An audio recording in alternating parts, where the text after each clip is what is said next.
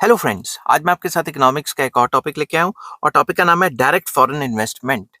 तो चलिए शुरू करते हैं कि ये क्या होता है। Investment undertaken by firms belonging to other countries. Simple words में जो बड़ी बड़ी कंपनीज हैं वो किसी और कंट्री में जाके इन्वेस्टमेंट करती हैं तो उसे डायरेक्ट फॉरेन इन्वेस्टमेंट कहा जाता है।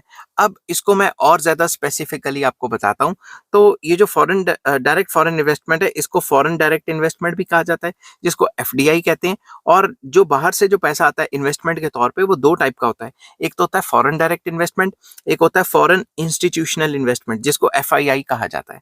तो फॉरेन डायरेक्ट इन्वेस्टमेंट का मतलब है जैसे किसी कंट्री में जाना और खुद की कोई कंपनी खोलना। फॉर एग्जांपल हमारे कंट्री में बीएमडब्ल्यू आई और उसने खुद की कंपनी खोली, ऑडी आई उसने खुद की कंपनी खोली। समझिए बात, खुद का कोई प्रोडक्शन एक्टिविटी के लिए इन्वेस्टमेंट करना।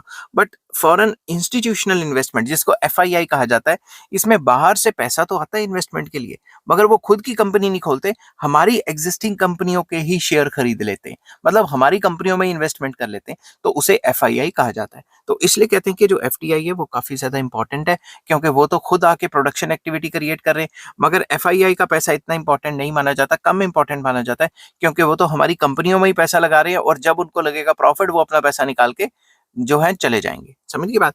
तो आई होप ये वीडियो आपको पसंद आई होगी। अगर पसंद आती है तो please like share and subscribe. Take care, bye bye.